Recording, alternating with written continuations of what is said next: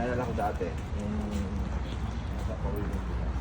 Kasi dami kong bilis na sa US ako na yung likod ko at yung buses.